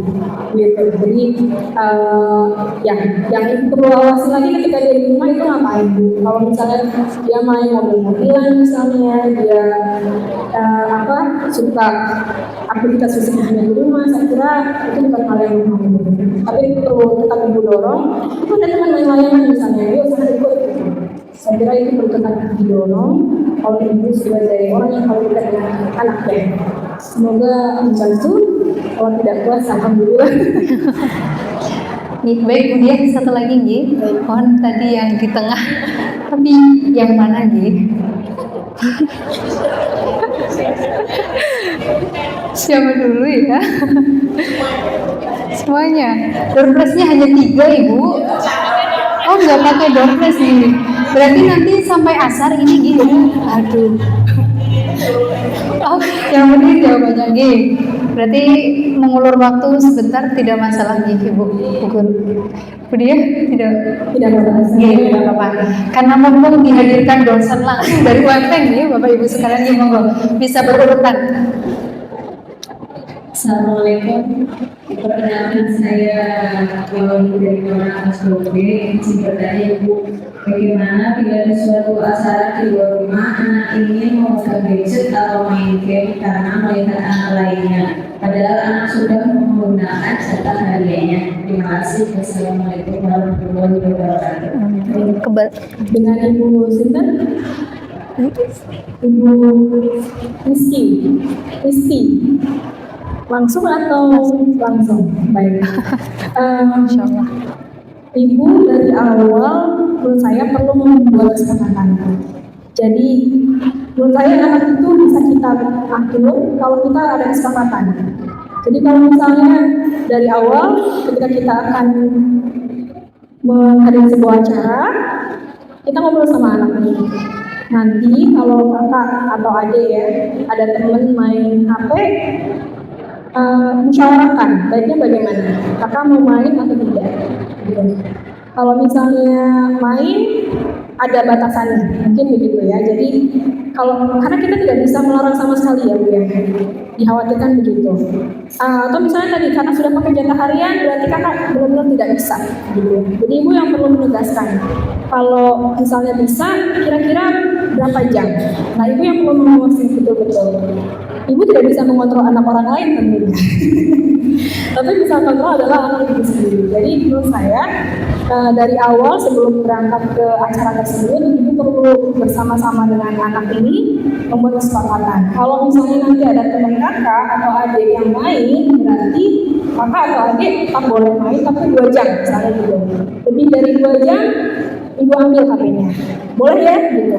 Jadi saya kira anak itu akan malu dulu kalau kita ada kesepakatan. Jadi anak itu kan seperti ya dia manusia, dia bisa kita bangun untuk sama-sama berpikir kira-kira apa nih yang baik dan enggak.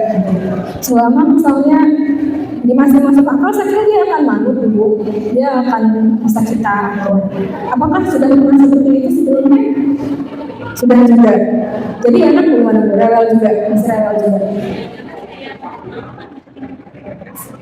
Masih main. Jadi ini. Jadi tetap ikut main.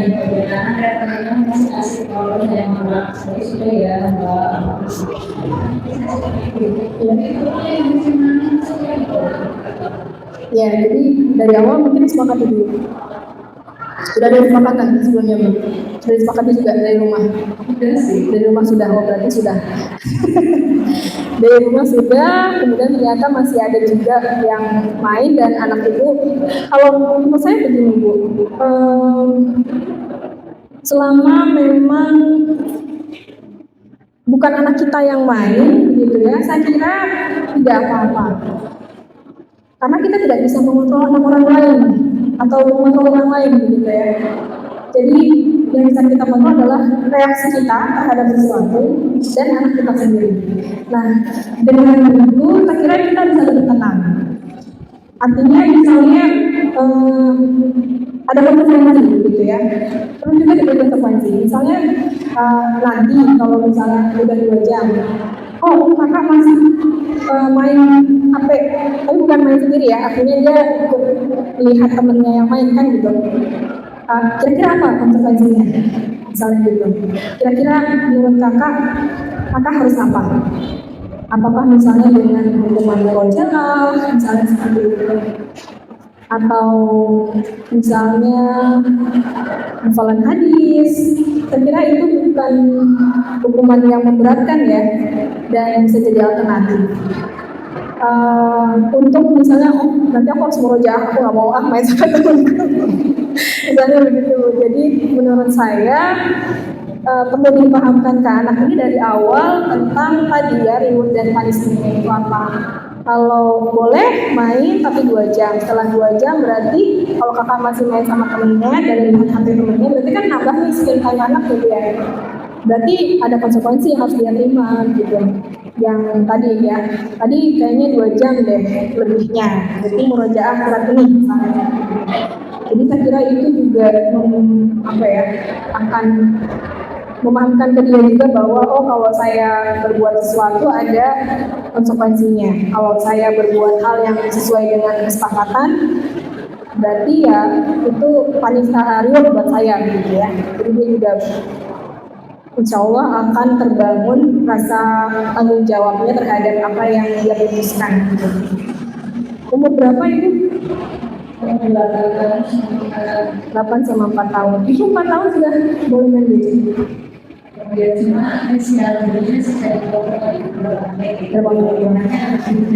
Kalau kakaknya yang pertama mungkin laki-laki ya, pertama perempuan, kedua yang umur 4 tahun itu.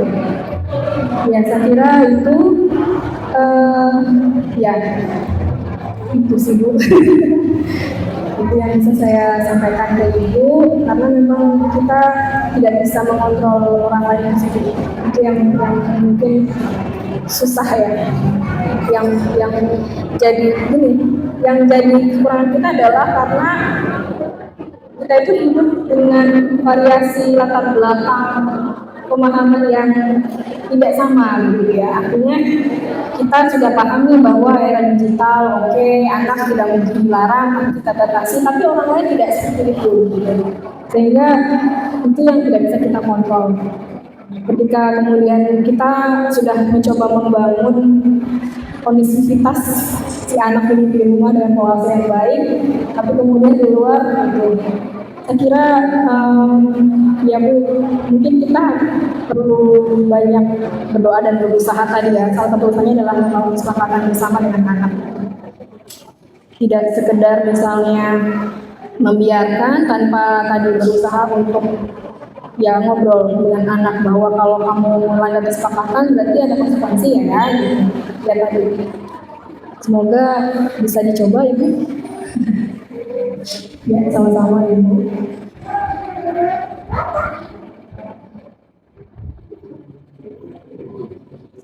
Silakan. Assalamualaikum warahmatullahi wabarakatuh. Saya apresiasi dari wali murid atas nama Serena kelas 6. Yang mau saya tanyakan ini, Serena sudah kelas 6 nih, udah mau menginjak remaja. Nah, dan yang saya dari dulu memang saya dekat dengan anak, apapun cerita saya, aktivitas pun kita dekat, tidur kita masih sama-sama. Dan akhir-akhir ini mulai dari kelas 5 semester 2 itu kok agak mulai renggang gitu. Jadi anak itu lebih asik dengan temannya, lebih memilih dengan temannya. Yang awalnya dulu sering ikut saya, kegiatan apapun ikut saya, sekarang jadi agak nggak mau lah capek gitu. Terus kalau semisal dibaca pertama ya apa sudah agak nggak mau kayak gitu. Dia lebih memilih dengan temannya.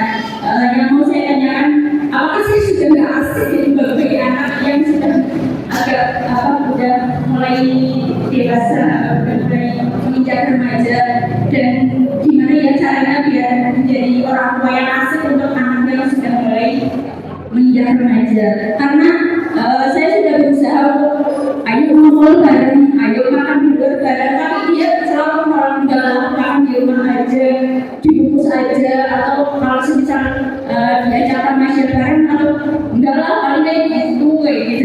Jadi saya mulai merasa sendiri, kok dia lebih bisa dengan temannya daripada dengan orang tuanya. Mungkin kalau mungkin dulu dia itu terlalu dekat dengan orang tua, jadi dia memikir untuk dekat dengan temannya, untuk lebih memilih dengan temannya. Mungkin itu Assalamualaikum warahmatullahi wabarakatuh. Bu. Waalaikumsalam warahmatullahi wabarakatuh. Anak saya juga dua perempuan Ibu dengan karakter yang agak sedikit berbeda. Yang satu lebih suka di rumah, gitu ya. Kalau kami ajak keluar pun lebih prefer untuk di rumah. Tapi kami menerima, artinya Ibu terima dulu kondisi itu, lapang dada. Jadi kalau kita tuh ikhlas sama lapang dada itu. Jadi lapang dada itu memang susah dibuat. Yang pertama mungkin yang ingin saya sarankan ke Ibu adalah menerima terlebih dahulu keadaan di mana anak Ibu sudah beranjak dewasa menuju ya sudah remaja ya, karena biasanya sekarang anak gadis itu kan sudah mulai haidah juga sudah lebih awal ya Bu ya. Nah ketika itu kemudian saya juga sebagai ibu yang punya dua anak perempuan itu seperti merefleksi, saya harus siap ketika dia sudah punya privasi.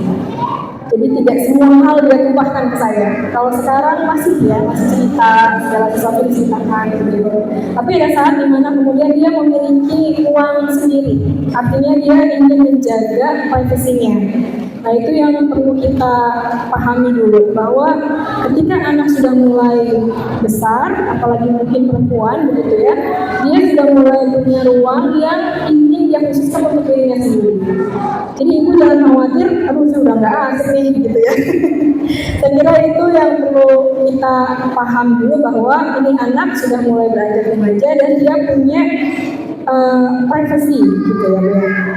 Kemudian kalau misalnya dia udah berubah perilakunya nih, sudah lebih suka ke teman-temannya, itu hal yang normal Ibu. Memang sudah saatnya si anak yang sudah balik ini sudah mulai lebih suka dengan teman-temannya. Tapi yang harus kita pahami juga adalah bahwa jangan sampai dia cuma suka gitu ya, atau asyik dengan temannya tanpa kemudian menghiraukan atau menghiraukan kita sebagai orang tua gitu. Jadi kalau misal apakah komunikasinya masih oke ya Bu ya, artinya ibu masih tanya misalnya bagaimana perasaan kakak hari ini, tadi sama teman-temannya main apa, dia masih mau ceritakan ya Bu ya. Ya saya kira kita perlu menghargai steps, bukan langkah ya, steps of life-nya, jadi tahapan hidupnya gitu, bahwa ketika dia udah mulai beranjak dewasa atau remaja tadi itu ada ruang di mana dia memang butuh privacy gitu. Kemudian jangan berhenti dan putus asa untuk kemudian tetap berkomunikasi aktif dengan si anak ini. Ketika misalnya dia lebih milih main, kita tetap komunikasikan, kakak main apa gitu. Jadi ibu tetap menjadi tempat dia untuk cerita gitu, tapi meskipun mungkin ada hal lain di luar itu yang hanya dia ceritakan ke temannya. Tapi intinya jangan ini ya Bu ya, jangan berputus asa terhadap pola asuh yang ibu sudah bangun selama ini gitu. Komunikasinya harus tetap baik dengan si anak ini, perasaannya tetap dia bisa ungkapkan gitu ya, karena dikhawatirkan kalau dia sudah tidak bisa mengungkapkan perasaannya, itu yang jadi ini Bu, bumerang buat si anak dan ibu gitu ya. Jadi ini bicara pengalaman, orang tua itu juga jangan sampai judging Bu.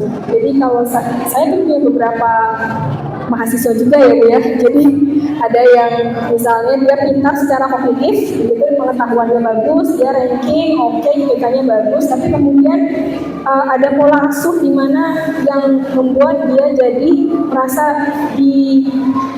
judging itu dihakimi begitu ya. Jadi misalnya ketika dia cerita, tadi aku sama teman-temanku main kesini Bu gitu.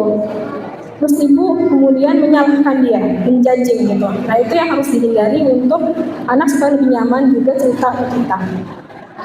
Sehingga saya kira ibu jangan khawatir apa yang sudah ibu bangun selama ini dengan anak begitu ya, membangun bonding dengan anak, saya kira jangan berhenti, tapi tetap juga komunikasi harus jalan.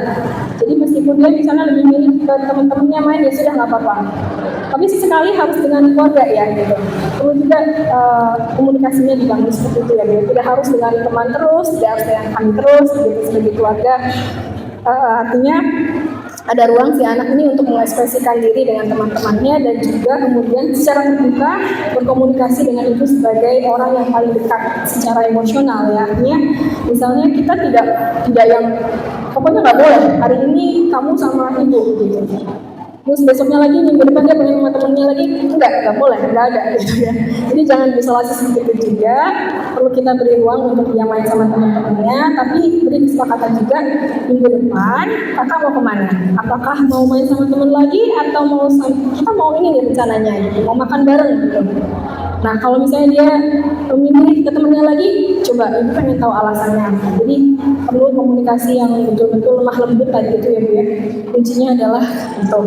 Memang tidak mudah ibu, tidak semudah membalikkan telapak tangan karena ya saya kira, tapi dari awal saya kira ibu sudah sangat baik ya mengawal tumbuh kembang anak ini, emosional juga, sehingga nanti dia tidak sungkan untuk komunikasi hal-hal yang dia lakukan. Jadi misalnya tadi Bu menyebut, apakah saya sudah tidak asik lagi ya? Saya kira bukan itu Bu. Tapi ibu sudah asyik, tapi si anak ini sudah memulai tahap baru hidupnya menjadi orang yang punya privacy ya. Jadi dia ingin sama teman-temannya, mungkin dia ada yang lebih nyaman gitu ya. Nah yang kita perlu komunikasikan adalah, kakak kenapa ya kok lebih suka main sama teman-teman, kalau ibu ajak makan bareng kok nggak mau? Jadi ditanyakan. Kita ingin tahu nih perasaan si anak seperti apa. Jangan-jangan memang karena kita melakukan sebuah hal yang tidak dia inginkan sehingga dia lebih memilih itu. Kita merasa bahwa oh kita udah asyik loh gitu, tapi ternyata si anak merasa lebih nyaman dengan teman-temannya dibanding kita karena ada sebuah hal yang tidak kita sadari, ternyata si anaknya merasakan gitu. Jadi itu. Nah, itu yang kadang tidak disadari ya. Kadang kita itu merasa pola asuh kita sudah sangat baik gitu ya, tapi ternyata anak merasakan hal yang berbeda. Nah, caranya supaya sinkron nih anak sama ibu sama bapak gitu ya. Ya komunikasi, jalin komunikasi yang baik dari sejak dini dia gitu ya, sampai akhirnya dia tadi sudah mulai, kakak ini sudah mulai dewasa, sudah mulai remaja. Beri panduan untuk kemudian dia bisa mengingat bahwa oh kalau saya main sama teman, ibu harus tahu nih saya ngapain aja misalnya. Saya kira selama juga dia main sama teman-teman yang cewek-cewek ini dan tidak apa ya Bu ya, tidak melanggar adat lawan jenis, itu saya kira juga tidak masalah selama memang dia mau tetap mengekspresikan apa yang dia rasakan dengan teman-temannya, kemudian juga dengan ibu sebagai orang yang paling dekat. Semoga membantu. Sama-sama. Cukup gitu. Bapak Ibu sekalian, bahwa tadi sudah memasuki sesi tanya jawab. Barangkali Bapak Ibu yang ingin bertanya bisa bertanya di lain waktu lagi atau bisa berkunjung ke rumahnya Bu Diah Ibu. Nanti open house katanya. Open house di rumah di SDTK. Sepertinya kalau Bu Diah membuat klinik bisa ya Ibu. Klinik apa namanya? Klinik psikiater namanya Ibu. Masya Allah luar biasa. Tadi yang sudah bertanya nanti kami persilakan kepada Bu Novita atau Bu Ulas untuk memberikan door prize-nya.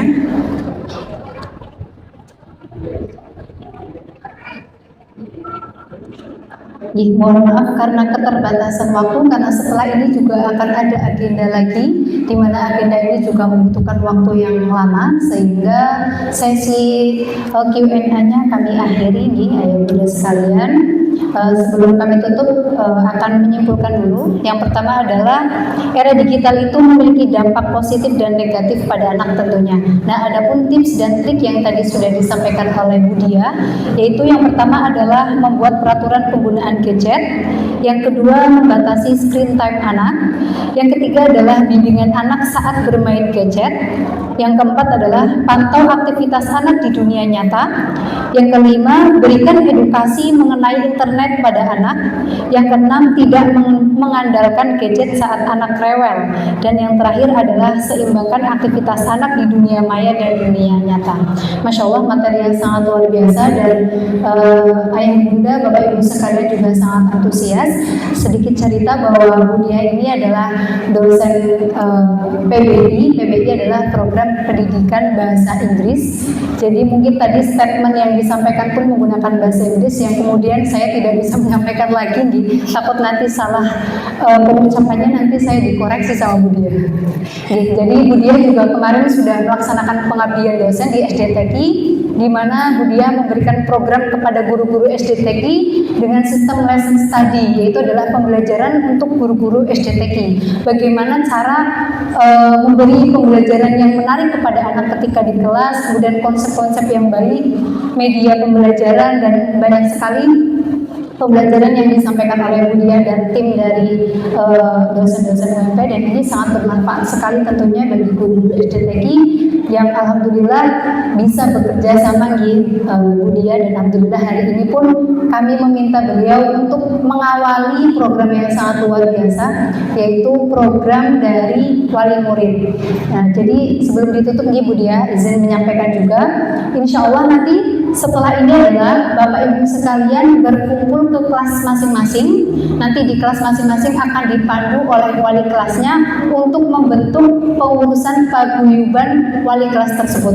Jadi nanti di satu wali kelas tersebut, wali murid satu tersebut, nanti membuat kepengurusan di mana ada ketua, bendahara, sekretaris, dan juga bisa menentukan program kerjanya. Ini adalah pengurusan berbentuk paguyuban wali murid kelas 1A misal atau 2A dan lain sebagainya. Nah, tujuannya adalah dengan adanya paguyuban ini, kami selaku guru-guru SDTK memberikan wadah untuk Bapak Ibu wali murid sekalian untuk bisa mengembangkan mungkin potensinya ataupun ide-idenya untuk memajukan SDTK. Jadi nanti kegiatan paguyuban ketika Bapak Ibu sekalian memiliki ide yang kreatif, program kerja yang kreatif, nanti bisa diterapkan untuk menggantikan sistem parenting yang tadinya hanya berceramah, Bapak Ibu mendengarkan, kemudian saya ditanya jawab, tapi tidak, nanti bisa juga ada waktu-waktu yang memang kami berikan untuk paguyuban salah satu kelas tersebut untuk mengisi kegiatan parenting. Dan parenting itu sistemnya tidak hanya tadi ya ceramah, kemudian ada sesi tanya jawab ataupun talk show ataupun dan lain sebagainya. Nanti bisa juga dengan sistem mungkin Bapak Ibu memiliki bakat cara menjahit ataupun cara memasak mendoan yang enak ataupun dan lain sebagainya, nanti bisa diterapkan di program parenting. Tujuannya agar tidak monoton, maksudnya adalah kegiatannya tidak itu-itu saja. 1 bulan sekali berangkat, sistemnya kayak pengajian. Kadang mungkin bosan di Bapak Ibu sekalian, mungkin kalau ada agenda lain lah mending berangkat yang lainnya saja. Nah, tidak. Jadi insya Allah nanti dengan program yang berbeda-beda, insya Allah akan tambah menarik lagi kegiatan parentingnya, dan Bapak Ibu sekalian juga bisa mengembangkan idenya ataupun bakatnya dan sebagainya. Kemudian itu yang pertama tadi membentuk paguyuban, dan yang kedua adalah mendelegasikan atau memilih satu wali murid untuk dijadikan komite sekolah. Jadi nanti komite sekolah kami sudah ada ketuanya, yaitu Bapak Winarko. Bapak Winarko ini sebelah gedung, itu adalah ketuanya.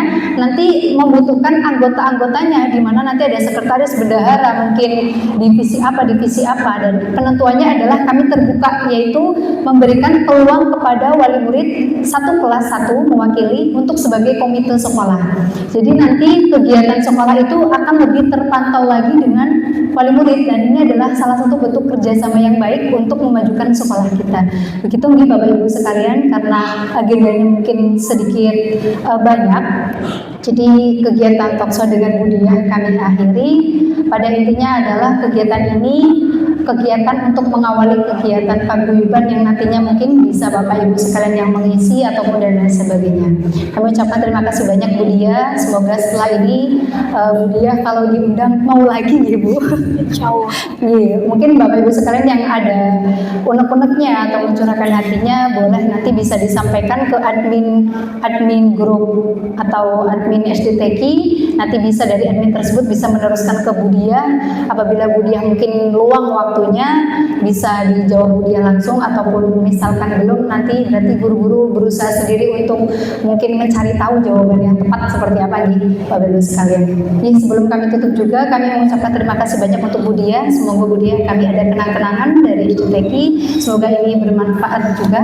Kami persilakan kepada Ustaz Rizky untuk memberikan kenang-kenangan kepada Bu Dia.